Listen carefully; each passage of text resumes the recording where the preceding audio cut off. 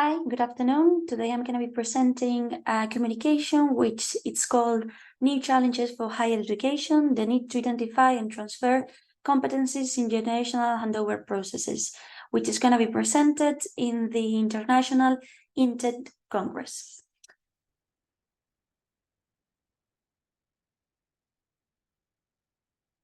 The main authors of this communication are researcher Elena Igoa, Professor Fernando Díez, and Professor Elena Quevedo. In terms of the theoretical background, it is important to highlight that the knowledge transfer strategies are necessary to maintain employees' competencies and avoid talent loss or retiring employees. Not having an internal resources to promote knowledge-sharing behaviors on employees, such as generational handover procedures, have social and economic impact on a university's competitiveness.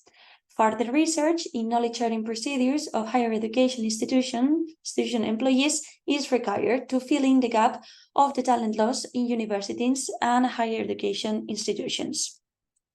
Training on these knowledge-sharing procedures improves the competitiveness of departments, research groups, and courses of higher education institutions. Therefore, on this study, there are two main objectives. The first one is focused on to identify the differences of knowledge transfer and knowledge sharing procedures between the three main employment activities of a professor, which are university teaching, research, and management. In terms of the second objective of this study, it's focusing on the identification of the effectiveness on the strategies to transfer the knowledge to the successors on the three main employment activities of a professor that I have mentioned before. In this way, the methodology that has been used is the following one. In terms of the sample is constituted of 70 professors, of which the 61.29% are male, and the mean age of the sample is 64.7 years old. And these professors are employees that are already retired or that are going to be retired in the following years. In terms of the instrument, data was collected via an ad hoc questionnaire curated in Qualtrics, where qualitative and quantitative data were obtained. This questionnaire has different sections that cover different topics, such as the retirement processes in the organization, knowledge transfer, emotions during the retirement, emotional intelligence, and resilience. In order to carry out this study, we have focused on the knowledge transfer section, as it is the main topic of this study. Okay, in terms of the results, and remembering which is the first objective of this study, we identify the differences on the knowledge transfer and knowledge sharing procedures in each activity of the professor. In this way, the university teaching of the professors, we identify that the 36% of the participants consider important and necessary to transfer knowledge competencies, such as the content of the lectures, the extracurricular activities, and the expertise of a professor. The 31% focuses and considers essential to transfer the methodological competences, which are the team building, lecturers' orientation towards a subject, problem placing, etc. The 30% focuses on the knowledge, which are the content of the lecturers, the extracurricular activities, and the expertise. And the 36% will focus on the lectures activity, which is the know-how, the subject, the personal experience with the students, and work capacity. Just the 3% of the professors consider that the interpersonal skills are necessary to transfer, which are responsibility, communication skills, empathy, and university membership on this area of the professor's duty at the university. In terms of the research area, we can identify that the 48% of the participants consider essential to transfer competencies related to resources, such as organizational contact, advanced techniques in quality research, ICT skills, learning how to reach out a project, etc.